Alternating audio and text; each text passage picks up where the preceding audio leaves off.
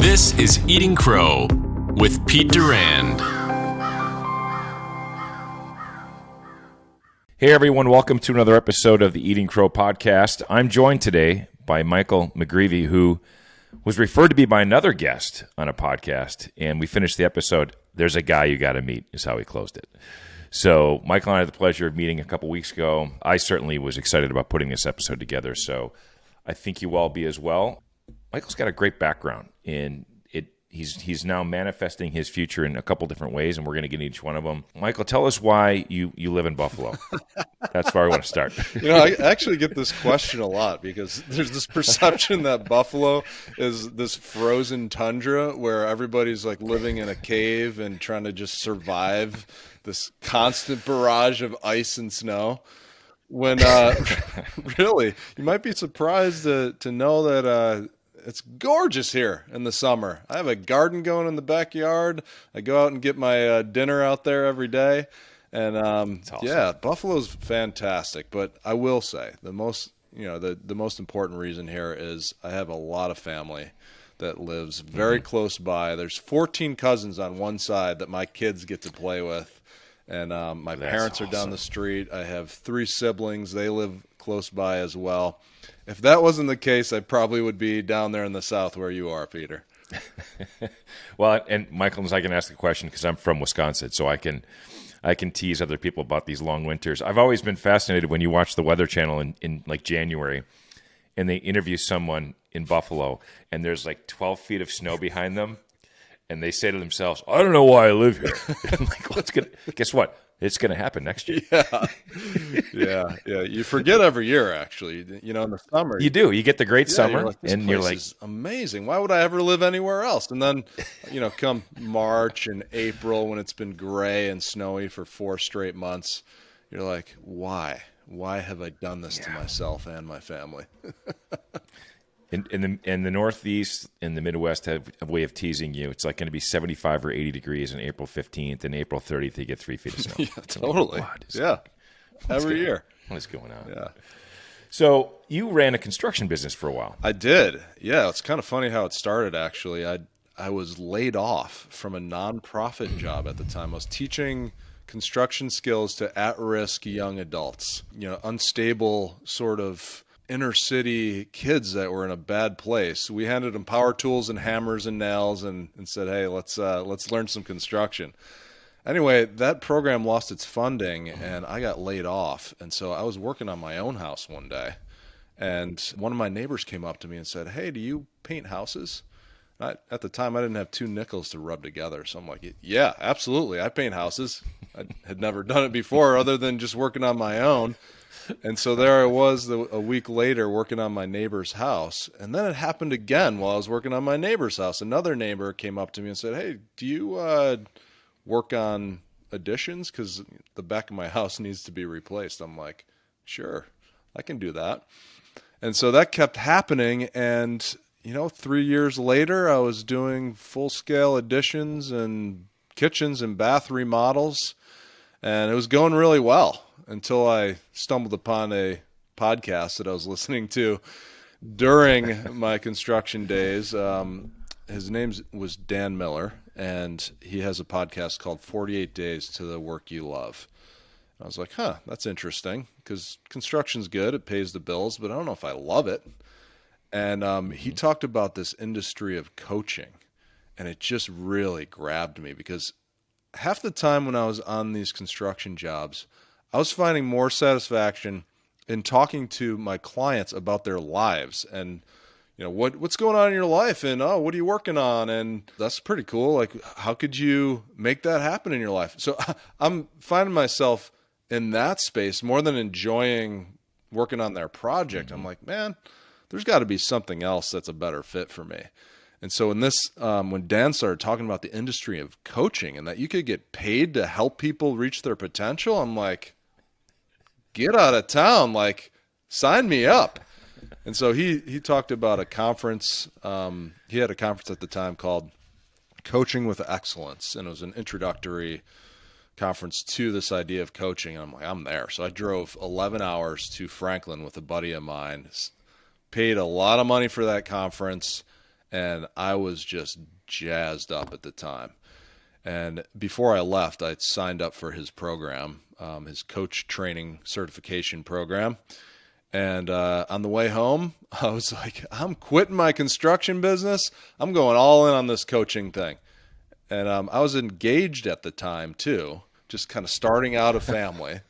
Totally naive, thinking that, as soon as I hang my shingle, it's just going to blow up and I'm going to be a wealthy, high-performance coach. And that's the start of my realistic journey of building a coaching business. A couple things that stand out in those comments. My dad's a master carpenter, electrician, mechanic, all stuff. So remodeling homes, I've seen him do it 100 times. I've picked up a small percentage of his habits, so I'm kind of handy. But there are projects I recognize were just too big for me. So we had a contractor finish our basement in Wisconsin, one of my first homes. It got to the point where we were so comfortable with this guy. He'd come in the morning, bring the paper, sit down, have a cup of coffee, play with my kids, and then go down and do his. And we missed him when the project was over. I love that. And he was a great guy. And just as you described, there are. I think I would ask any friend of mine if they have met a reliable, trustworthy, good contractor, that person will never, ever look for work. True. Absolutely true. Never. There will be projects lined up forever because it's such a difficult thing. And I love the fact that you were observing these curious people you're working with in their jobs and their careers, and you were fascinated by it and made this leap with zero coaching experience into the coaching industry. Yeah. Which is fascinating. And by the way, LinkedIn allows people to do that now. Or you can hang a banner up on your LinkedIn profile and say certified coach, whatever it is, with no experience. And if you're good at it, marketing it, people will come to you. It's amazing. Yeah, it is. So you mentioned you started off, hung a shingle, and had all these delusions of grandeur. Right. So what were the first couple of years like? We talked about that in the last call. I think it's pretty interesting to share. Yeah, they were really hard. Now, I wouldn't say I had zero coaching. So I was pretty involved in some church groups and spent a lot of time talking with people and helping them move forward in life. And actually, that was one of the things that was helpful about my conversation with Dan when I was learning from him is, hey, look back in your life. Are you already doing a lot of this stuff? Like, that is experience that you can bring into what you're doing with coaching. Amazing. And I found that to be very validating and confidence building too, because when you're starting at zero, you're not actually starting at zero. Usually when you're starting something that you're connected to personally, there's probably some experience in life that you've had that you're bringing into your clients' lives that is actually adding a lot of value right from the start. So that helped me get over that starting from zero mentality. But I was naive, man. When I first went in, I'm thinking, hey, as long as I tell people I'm a coach and I have the passion for it, and I read a couple personal growth books, like that should be enough. Like let's do this. So my belief was at an all-time high just from being around Dan and like his whole environment and the people he was connected with. I'm like, yeah, I can do this. And it started out pretty well. Like I had 5 clients in those first 3 months, and I'm thinking, well, the only way to go from here is up. Like I can just build on these client relationships, and they'll tell their friends, and I'm just going to be so busy I don't know what to do with it.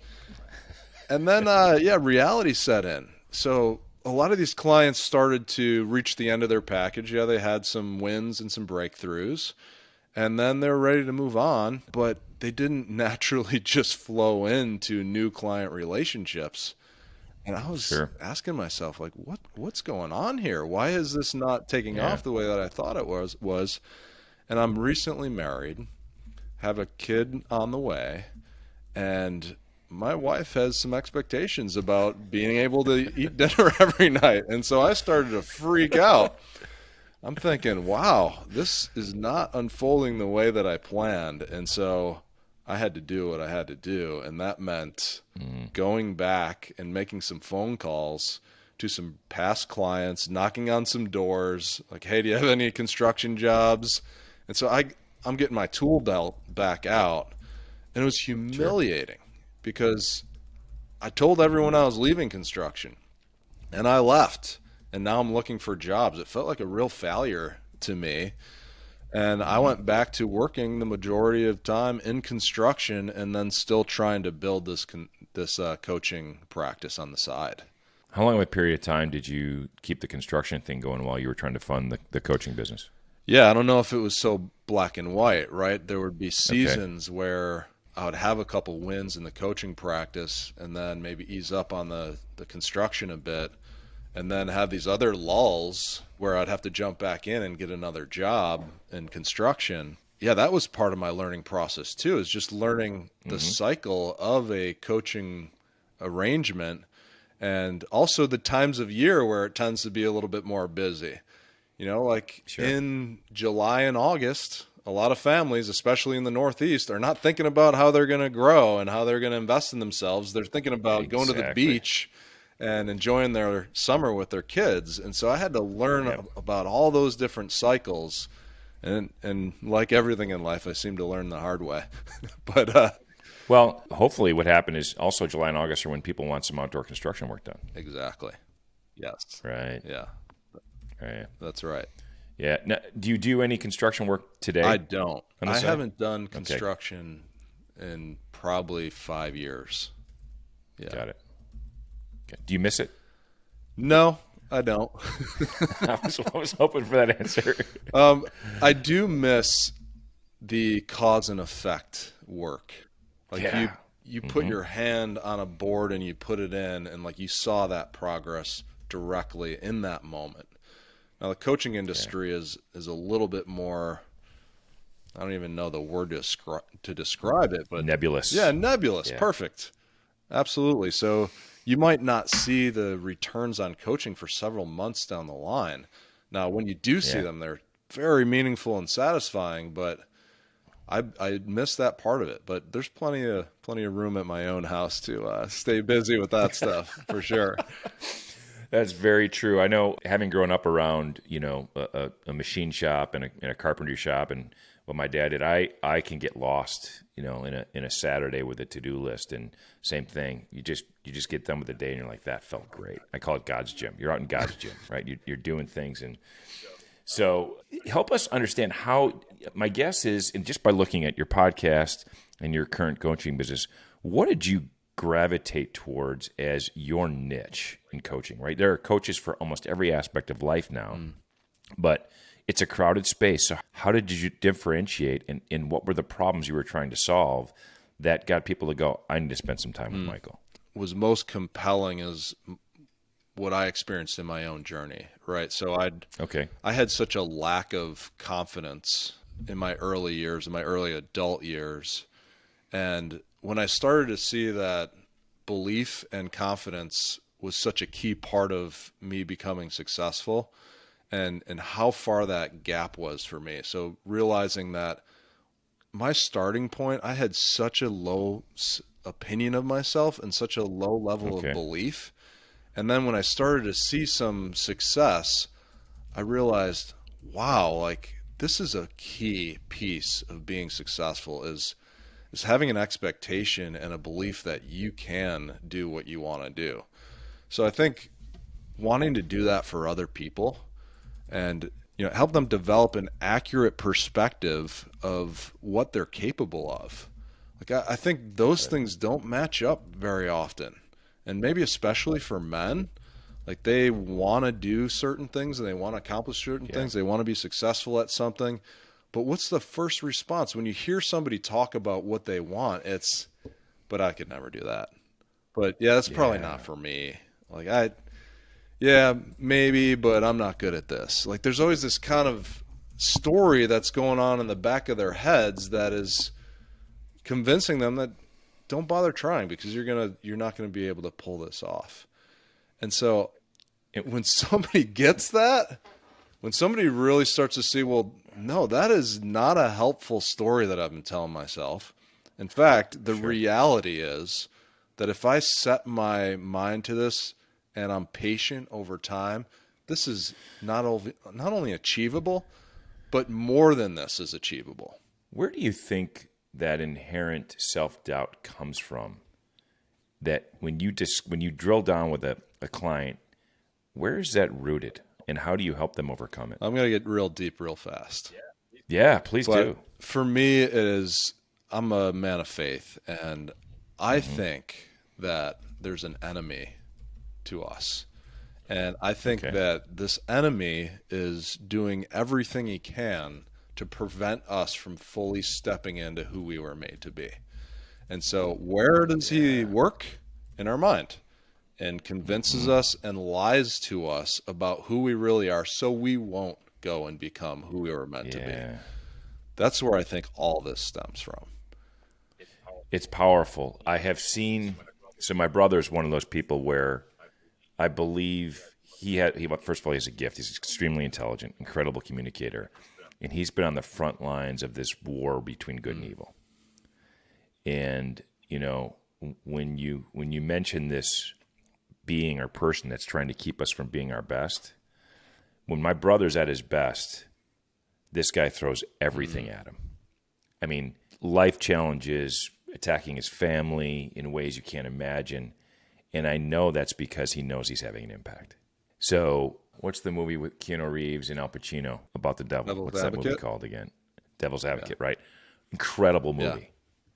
Very subtle about how all this happens. And it's the trappings of material things and self-doubt that hold you back from seeing your true potential. So once you've talked with someone and you've brokered this subject about why this is going on, what's their initial reaction? Like, hey, wait a minute, you're getting faith-driven on me, or that's weird. Or are they like, yeah, how do I fix that? What's the first layer of resistance you've got to break through? Not everybody's ready for what I just shared there. And most of my clients probably aren't even in a space to accept that there's an enemy that's trying to prevent them from being who they're meant to be. So I do a lot of work in corporate environments where, faith, there's no place for that faith aspect. But so there's kind of two different directions there, right? If somebody is in on that and they believe that they have an enemy and they believe that and they serve a God, like, we can have that conversation and we can start to unpack first what are the lies here? Like, what do you think about yourself? Like, really, let's get that listed out. Let's write some of those things down. What is the story that's going on in your head that is not helpful? And how true is that? And so we have to actually acknowledge what's going on first and what you are believing, and maybe even where that came from. Did it come from a father or a friend or a teacher from the past that just kind of piled on to that same narrative that you have going on? Like, that has to be broken. That has to be disassembled.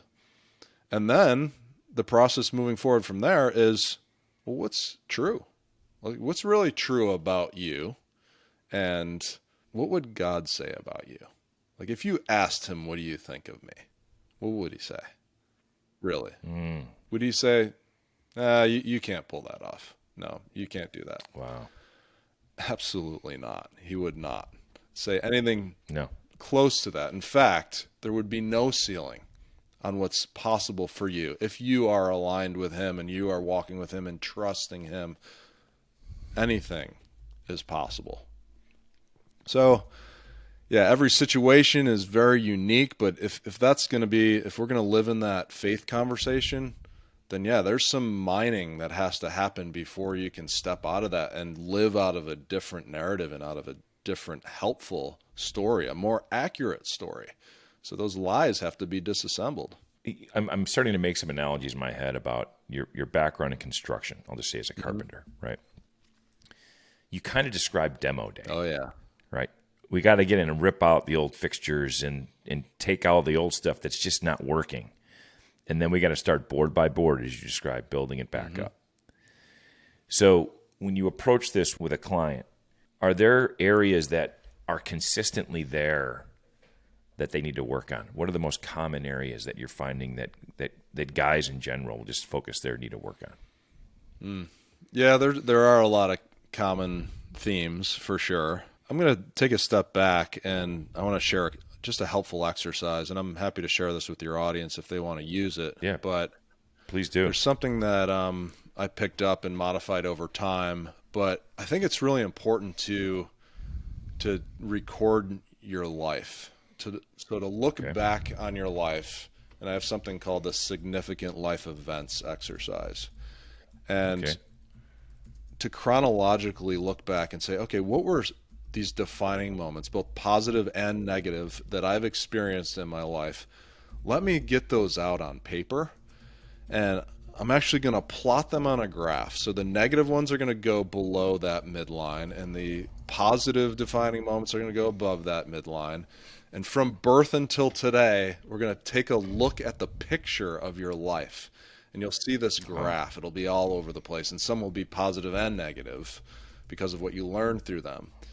But it's a tremendously powerful exercise because you get a glimpse on some of the themes that have happened throughout your life, whether that's negative or positive.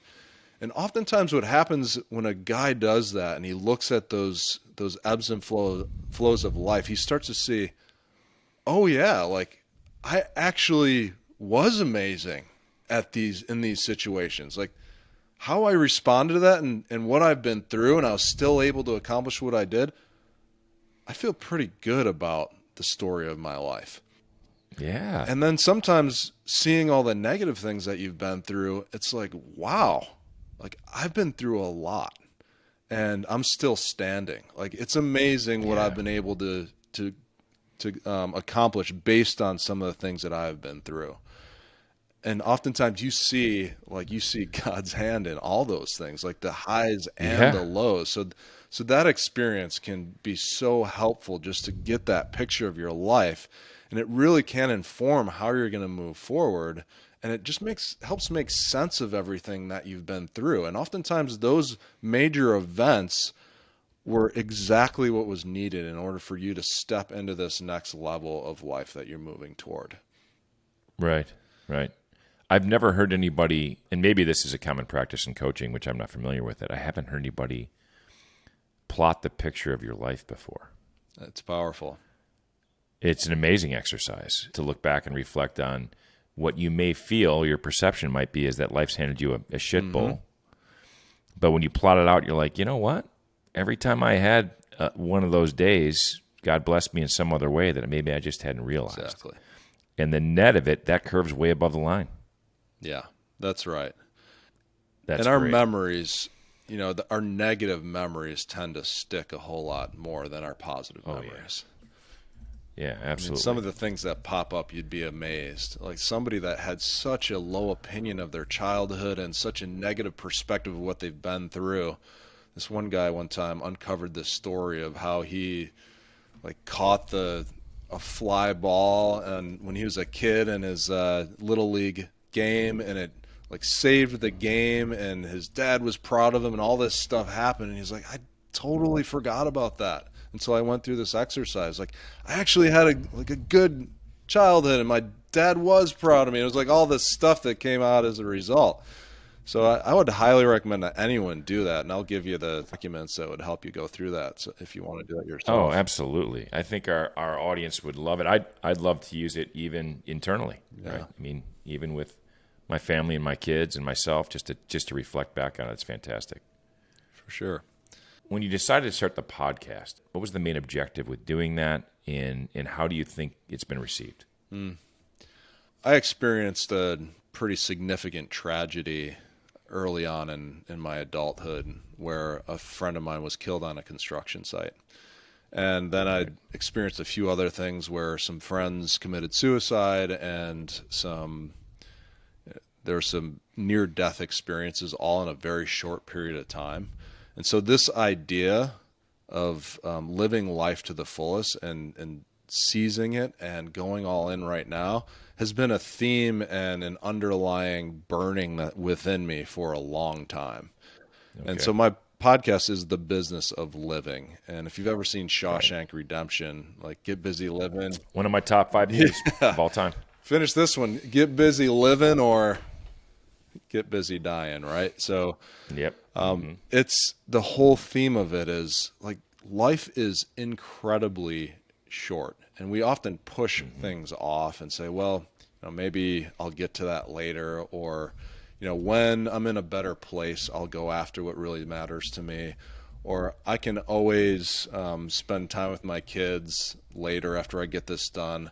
Like there's a lot of kind of talk that goes on in my head thinking like, oh yeah, I got plenty of time and I'll do that later.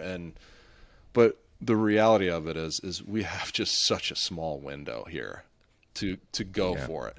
And you think about it, you look at anyone who's at the end of their life, the regrets are always not going for it.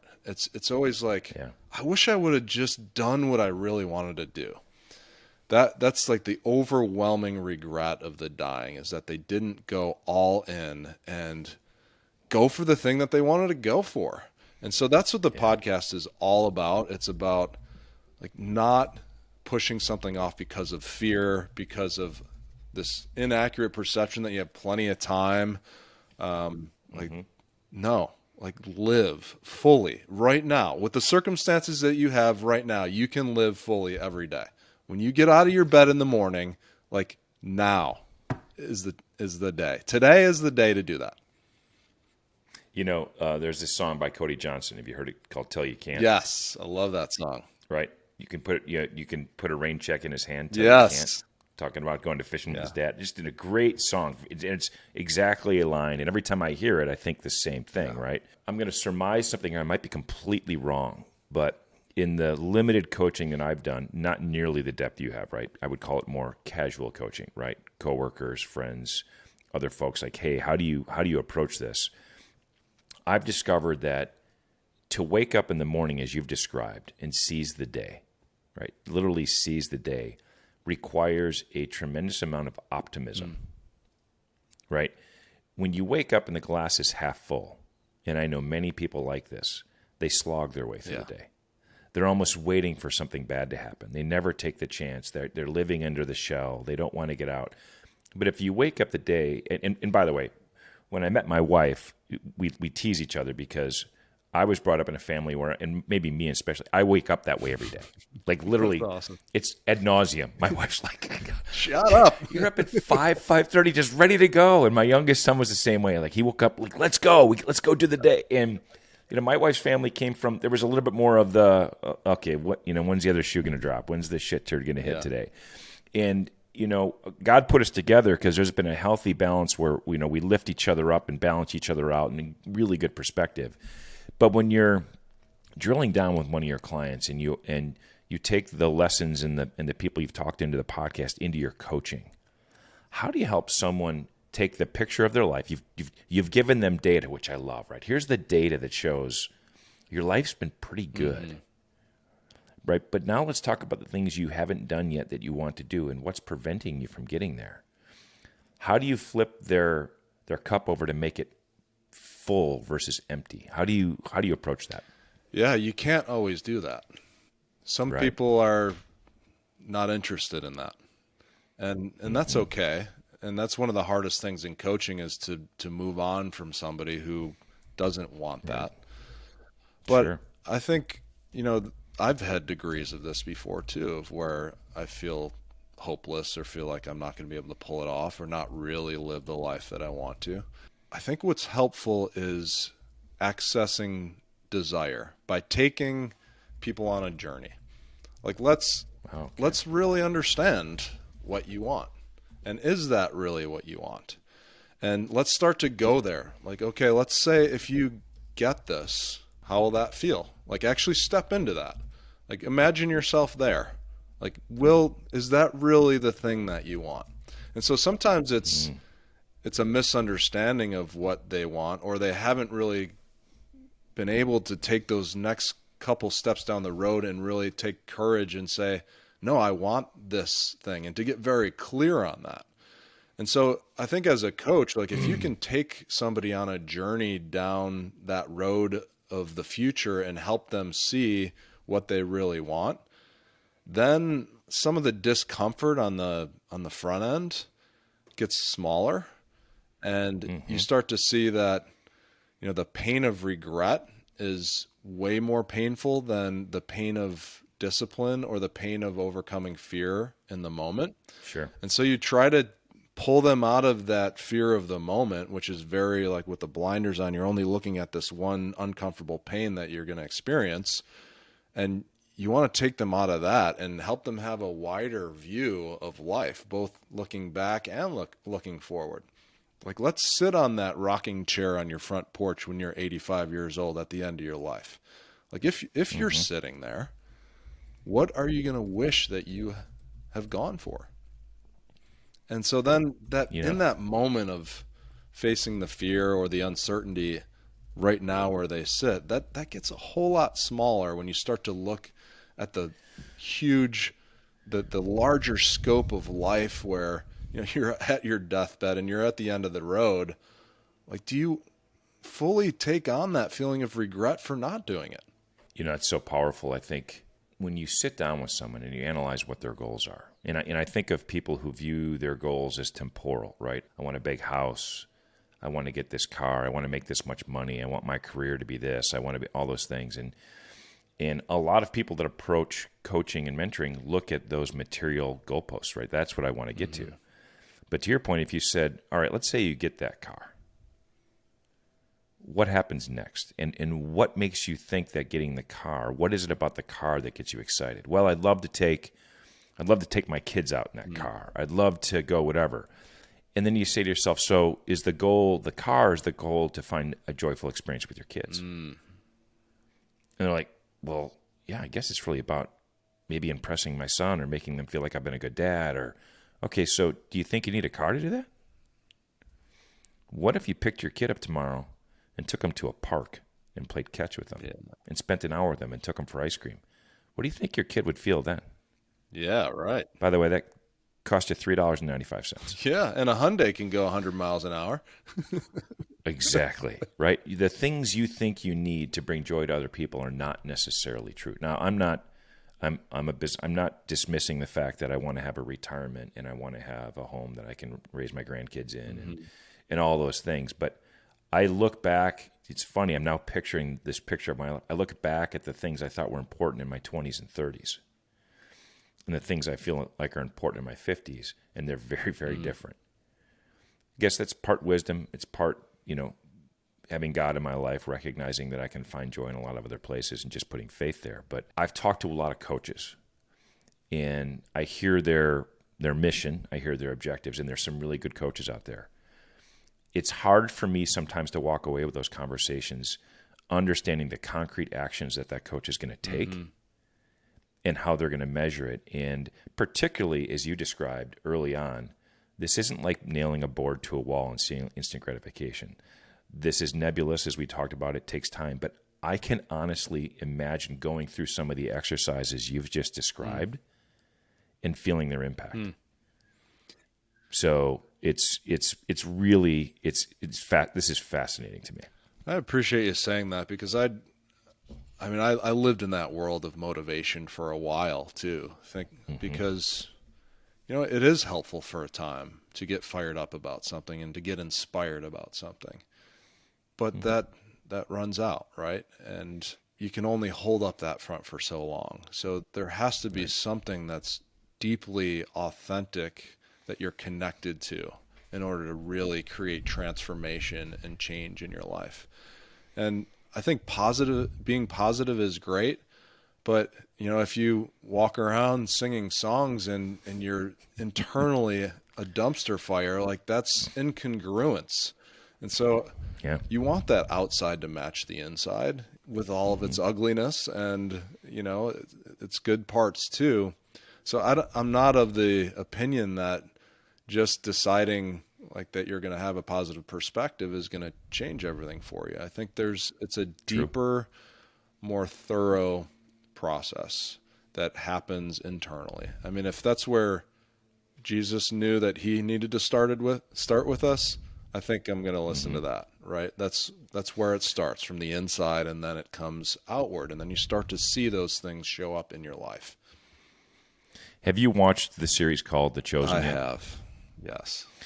So good. So for me, it's so good. It's the first depiction of Jesus I've ever seen where I could relate to him. growing up as a kid, the early movies for me were, he was so far beyond reach, right? It was so hard to relate to him. But you got to see him as he's building his building the disciples and the apostles, and he's assembling his team, right? Yeah.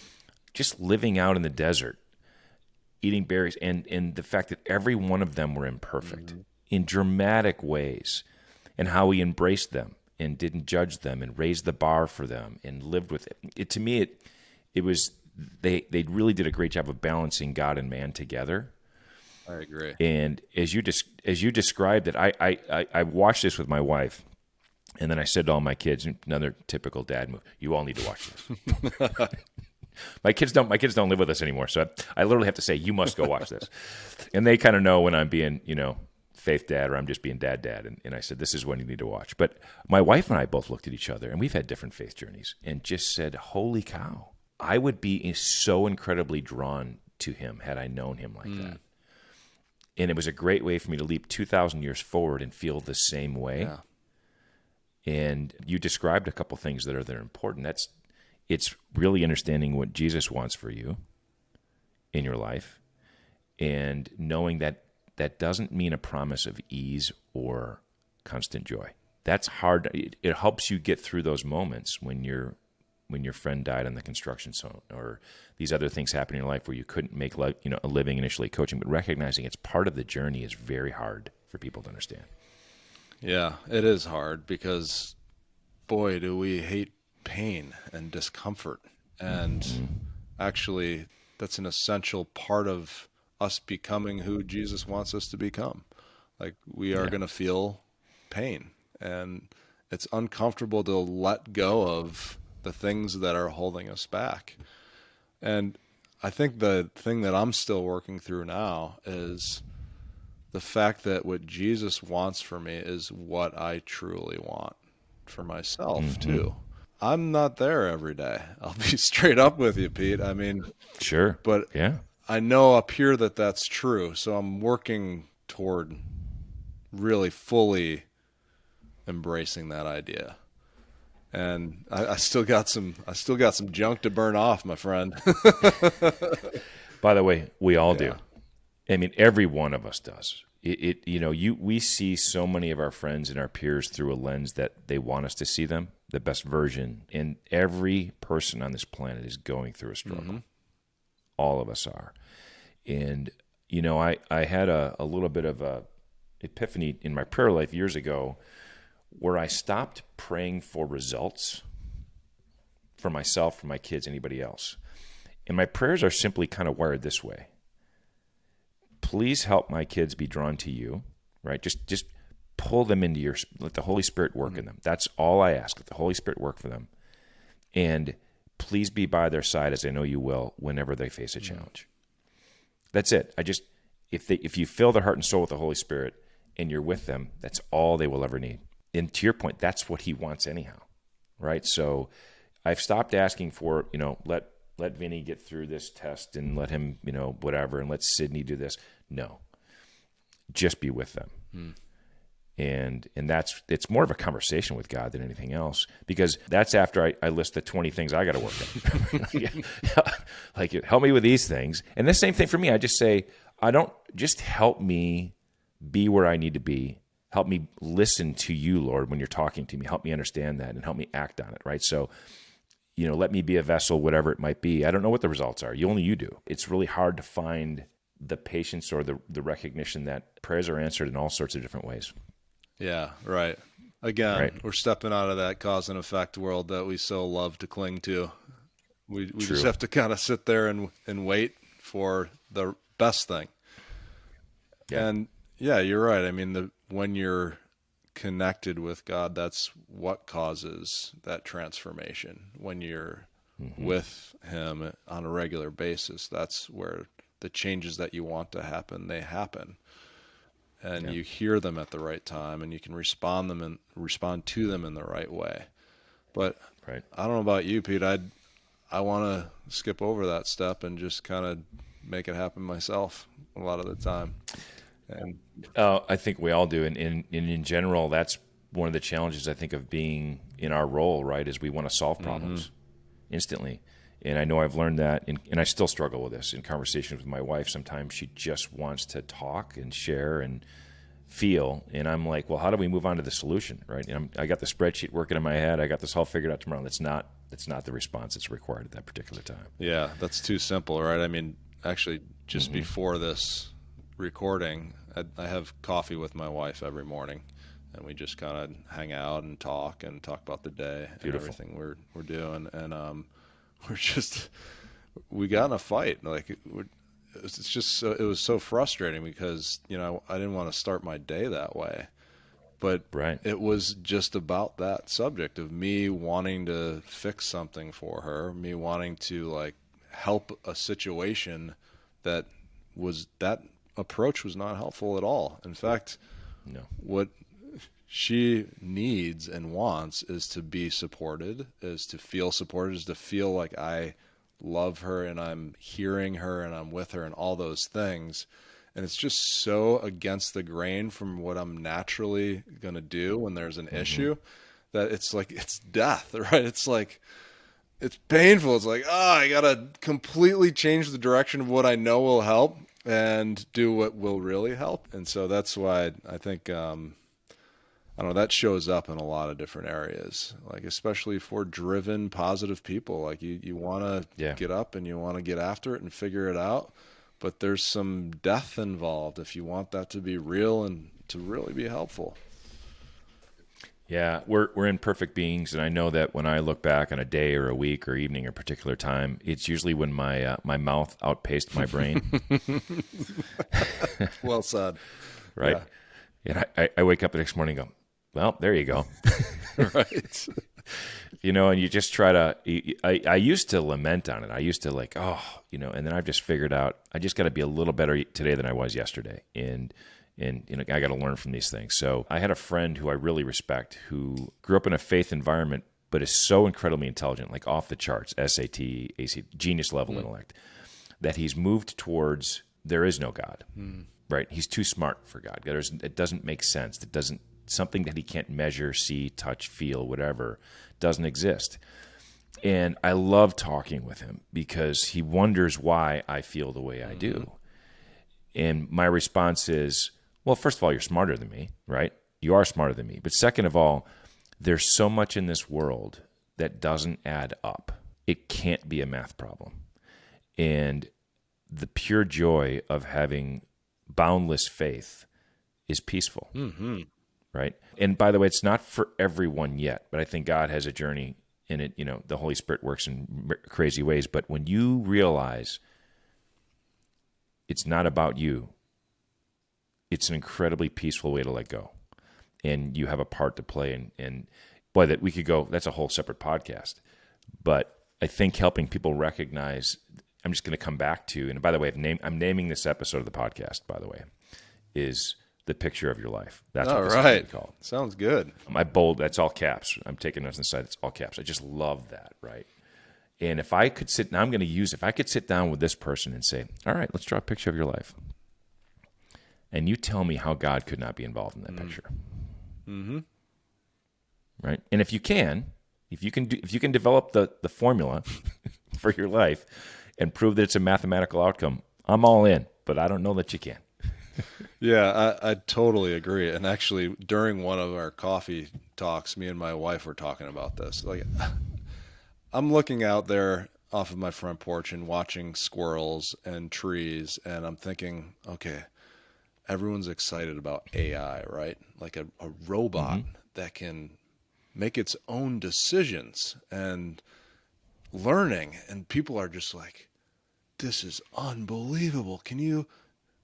Isn't this amazing what we built? And we're looking around at a completely self-sustaining being, a squirrel, for example, that knows exactly what to do. It feeds itself. It makes a house for itself. It sleeps during the winter, then wakes up again and does it again the next year, knows how to build a family. And everyone's like, oh, it's a squirrel. You're like, you're kidding. So how did that happen? Like, you've worked your entire life for generations to get this robot to say hi to you. and you're like amazed, like everyone's amazed. Wow, look at what we have done as humans. And we're just talking about a squirrel here. You could never recreate something like that. Let's talk about the trees. Let's talk about the seasons, the sun coming up and down, the fact that this planet is moving as fast as it is and sits where it is, and we're not flying off the side of it. And all that, that's just all like the practical stuff. Then you get into a human and their individual emotions, love and emotions, and choice. Yeah. Like science hasn't even begun to touch that. Like the variability in that thought process is it's inconceivable. It's humiliating for science. Yes. To even broach the subject. Like they can't even go there. Probably was just something, maybe like the gases moved around at the right time and it evolved over billions of years. It just got better that's how we got to this point. Yeah, that's how baseball caps evolved. I don't think so. It goes back to that great line that says, if you want to make God laugh, just show him your plans. Yeah, right. Yeah. It's just that makes me smile. Like literally when I'm having my conversation with God, I'm like, every time I want to say, hey, it doesn't matter. But that's interesting. So I struggle with this sometimes too, because we're also invited to have like desires and visions of the future and want to make an impact in the world. And then there's like what God's plan is for us. That's just an interesting dichotomy, right? That we would have a will and he would have a will, and how do they come together, and how do you view that in a healthy way? I have this conversation a lot because I wrestle with that. I think we all do, and I think that's where if I'm gonna straddle that line, like what's my will? And here's the way I view it. Just as you kind of described it, God gave me a set of skills, capabilities to use in the world for good. Right? He gave me those things under my own free will. Hey, Pete, go choose to do good. You can choose to do that. So you're right. I have goals and desires and certain things, but I also recognize that here's the way I net this out. Lord, let me use every gift you've given me to the best of my abilities to serve you. Right? So I may have a certain goal or desire. I don't know if it's the right one. So I just ask for wisdom to understand what the right call is, and then I ask for fortitude to go make the call. Right? And sometimes I also have to ask for the ability to listen or understand, the gifts of the Spirit, or the things I pray for every day. How do I get those? Wisdom, understanding, counsel, fortitude, knowledge, piety, and fear of the Lord. So if I ask for those things, those produce fruits of the Spirit, and that's how I kind of pray for my family. Like if you just let me recognize you've given me these things, that's why they're called gifts of the Spirit. You gave them to us. I have to choose to use those gifts, which would produce fruits. And I'm not smart enough at all times to know how to use them. So you're right. That constant discussion about that's human. That's being human. I don't know if there's any other way to describe it. It's just being human. No, that's good. And I don't think there is an easy answer to it. And if there were, then we might not need to talk to God every day. Bingo. Michael, I've done, I think this is like 55th episode. This is without a doubt one of my favorite. Really have enjoyed. I love to see someone who felt a calling, right? You felt a calling to be a coach and you jumped in it, and then you've really morphed it into something that truly helps people. And I just have mad respect for you, buddy. I appreciate that. I'm really enjoying the conversation, and man, I could talk for hours about this stuff with you. Well, we're going to do another one for sure. I want to follow up and check in on how you and your family are doing. And I think our audience will truly appreciate the message and the story here, and just grateful to have you on the program. It's a pleasure to be here. And if there's anything I can do for anyone, let me know. I'm going to post the picture of your life in the show notes so people get that out of this as well. And how they can find you in your podcast as well. Thanks Perfect. Again, Mike. My pleasure. Thanks for checking out Eating Crow. Like and subscribe so you never miss a video.